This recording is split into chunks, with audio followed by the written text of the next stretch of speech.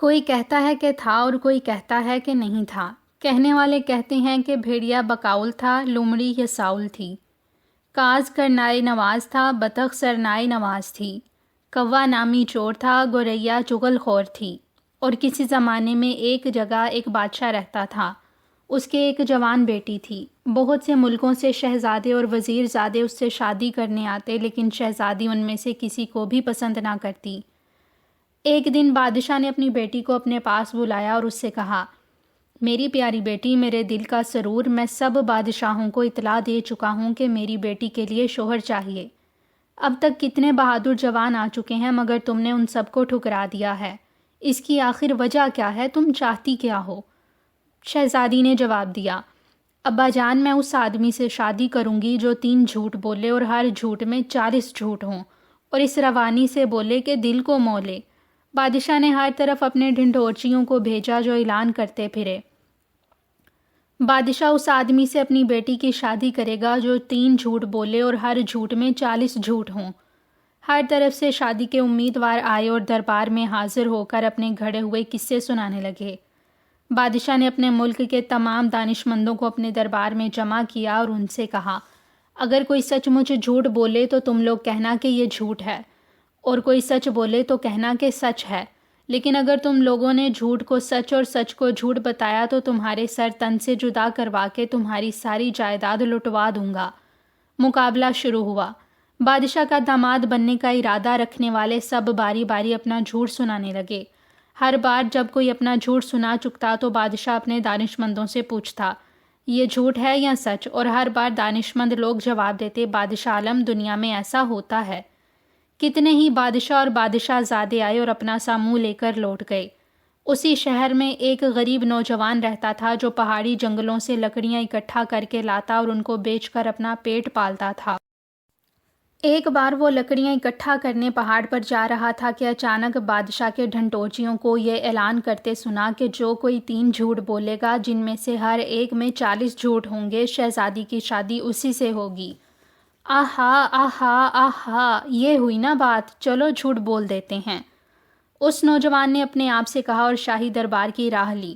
وہ محل کے دروازے پر پہنچا تو چوکیدار اس پر پل پڑے اور اس کو دھتکارتے ہوئے کہنے لگے، ارے تو حقیر ناچیز گداگر، تو یہاں سے کہاں سے آ گیا؟ چل ہٹ یہاں سے، اپنا راستہ ناپ۔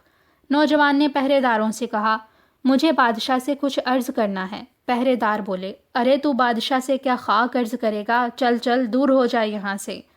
نوجوان نے دونوں ہاتھ باندھ کر کہا، مجھے بادشاہ سے یہ عرض کرنا ہے کہ میرے مالک کے پاس 200 بھیڑیں ہیں جن کو وہ بادشاہ کی نظر کرنا چاہتا ہے۔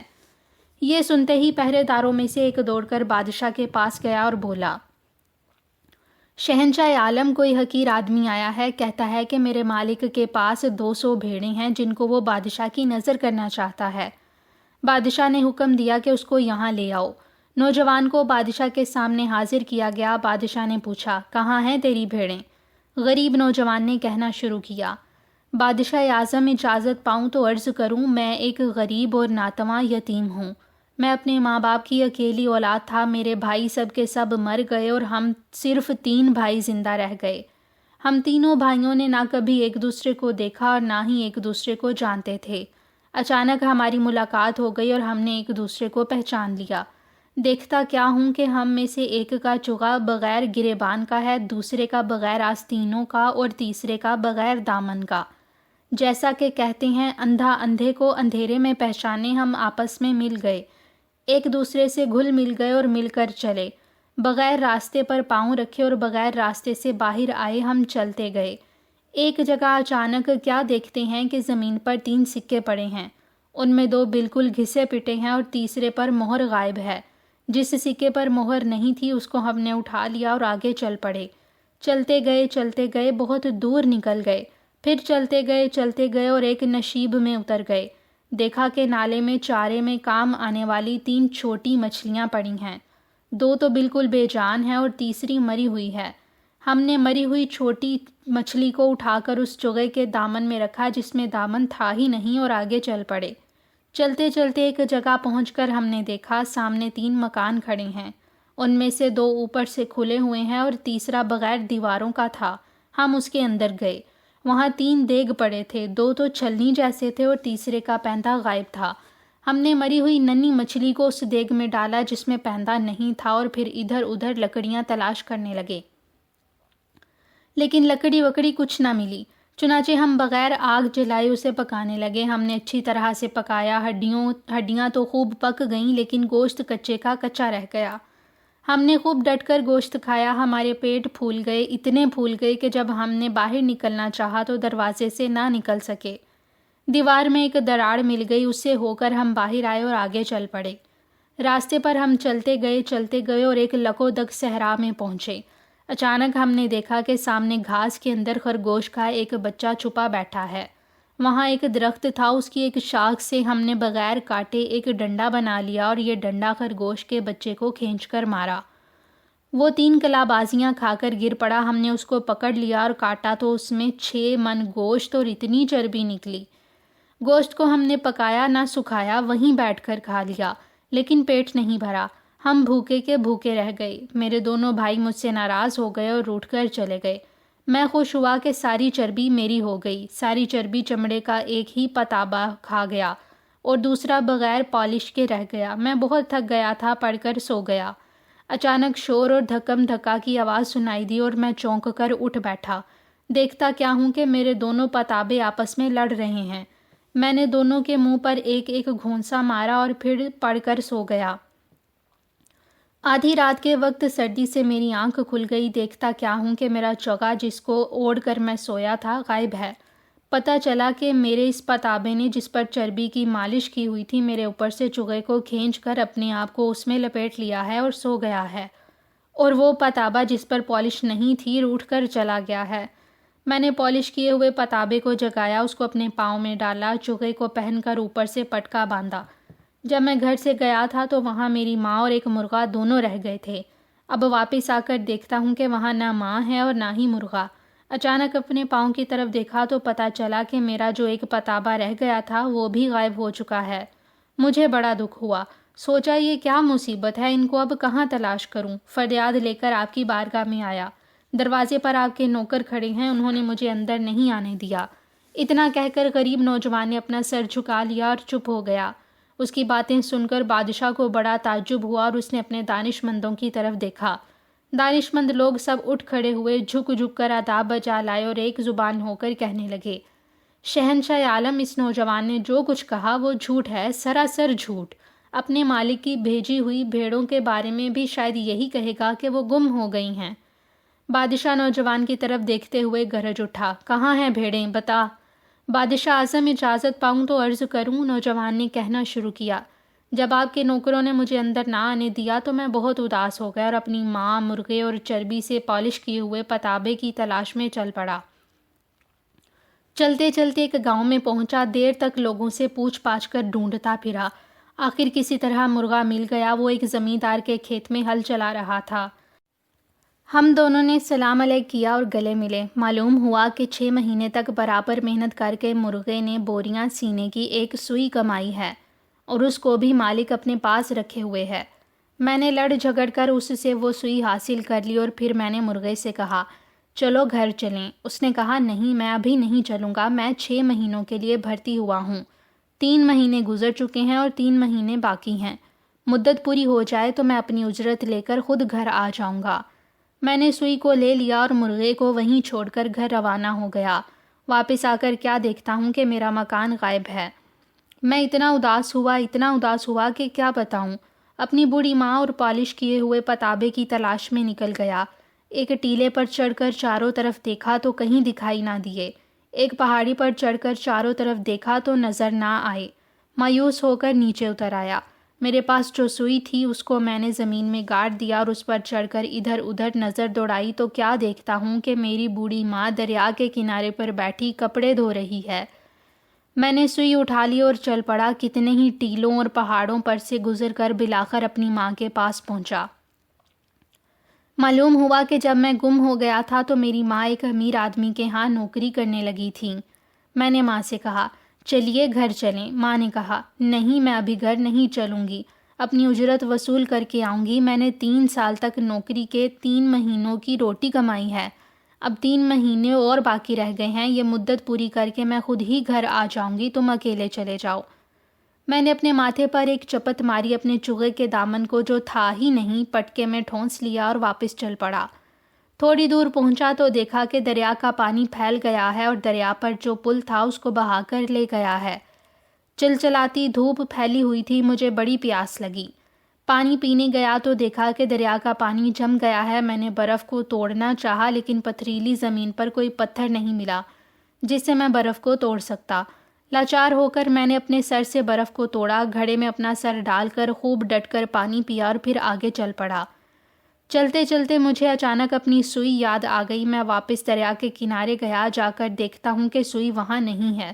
میں بہت اداس ہو گیا کہ میرے پاس لے دے کے یہی ایک چیز تھی، اب وہ بھی مجھ سے چھن گئی۔ اداس اور پریشان میں اپنی ماں کے پاس واپس گیا۔ تب تک ان کی نوکری کی مدت پوری ہو چکی تھی۔ انہوں نے اپنے مالک سے کہا کہ میری مدت پوری ہو گئی ہے، میری اجرت دے دو، میں چلتی ہوں۔ مالک ان پر چلانے لگا، تجھے اب اجرت بھی دینی پڑے گی؟ یہ کہہ کر اس نے میری ماں کے زور سے ایک مکہ مارا تو بیچاری نے وہیں گر کر دم توڑ دیا۔ ہائے، یہ کیا مصیبت بھری زندگی ہے، میں نے اداس ہو کر سوچا اور اپنی فریاد لے کر آپ کی بارگاہ میں آیا، لیکن آپ کے نوکروں نے مجھے اندر نہیں آنے دیا۔ اتنا کہہ کر نوجوان نے اپنی گردن جھکا لی اور خاموش ہو گیا۔ بادشاہ کو اور زیادہ تعجب ہوا اور اس نے پھر اپنے دانش مندوں کی طرف دیکھا۔ دانش مندوں میں سے ایک جو سب سے زیادہ دانش مند تھا کھڑا ہو گیا اور زمین تک جھک کر کہا، شہنشاہ عالم، اس احمق نوجوان کی باتوں پر یقین نہ کیجیے گا، اس کی ایک ایک بات جھوٹ ہے۔ آپ اس سے بھیڑوں کا تقاضا کیجیے، یہ شاید کہے گا کہ وہ چوری ہو گئیں۔ بادشاہ اعظم، آپ کی اجازت پاؤں تو کچھ عرض کروں، نوجوان نے پھر کہنا شروع کیا۔ جب مجھ کو اندر نہیں جانے دیا گیا تو میں نے سوچا چلو چل کر میں خود ہی اس ظالم کی خبر لوں۔ یہ سوچ کر میں واپس اس امیر آدمی کے پاس پہنچا جس نے میری ماں کو مار ڈالا تھا۔ پہنچتے ہی میں چیخ کر کہنے لگا، بڑھیا کی اجرت دے دو، تم نے اس کا خون کیا ہے، اس کے خون کی قیمت ادا کرو۔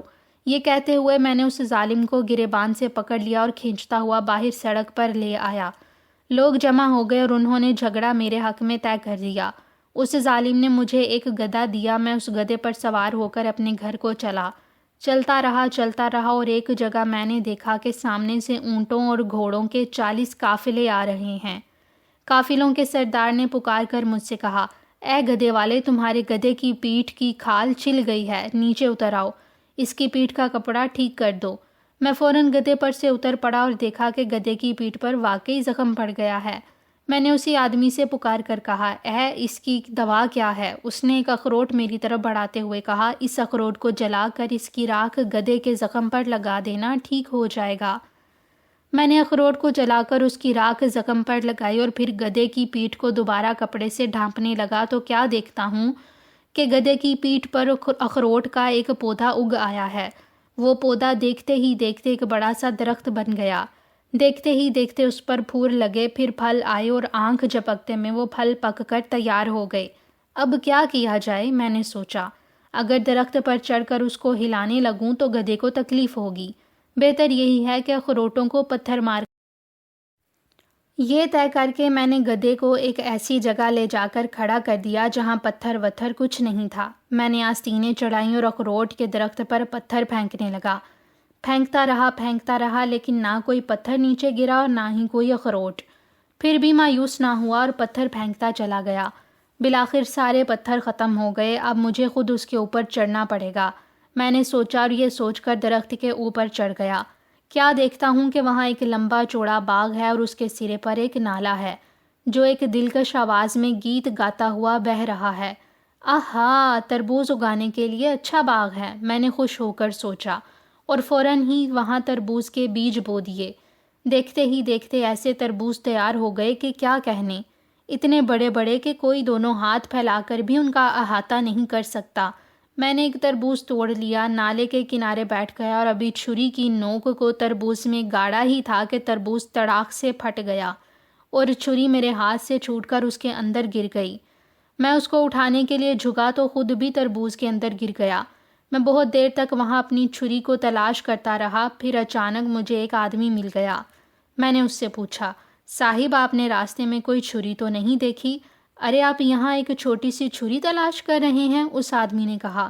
یہاں ہم تو 40 قافلے تھے اور ہر ایک قافلے میں 40 اونٹ تھے، جانے وہ سب کہاں گم ہو گئے؟ بادشاہ اعظم، اسی مصیبت کا قصہ سنانے کے لیے میں آپ کے دربار میں حاضر ہوا ہوں۔ اتنا کہہ کر غریب نوجوان نے اپنا سر جھکا لیا اور چپ ہو گیا۔ بادشاہ سوچ میں پڑ گیا۔ اس کے دانش مندوں میں سے ایک اٹھ کھڑا ہوا اور بہت ہی جھک کر آداب بجا لانے کے بعد کہنے لگا، شہنشاہ عالم، اپنے خزانے سے 2-4 سکے دے دلا کر اس دیوانے کو چلتا کیجیے۔ شہزادی دروازے کے پیچھے کھڑی ساری باتیں سن رہی تھی۔ وہ فوراً اپنے باپ کے پاس آئی اور کہنے لگی، اس نے میری تینوں شرطیں پوری کر دی ہیں۔ غریب ہے تو کیا ہوا، میں اس کے ساتھ شادی کروں گی۔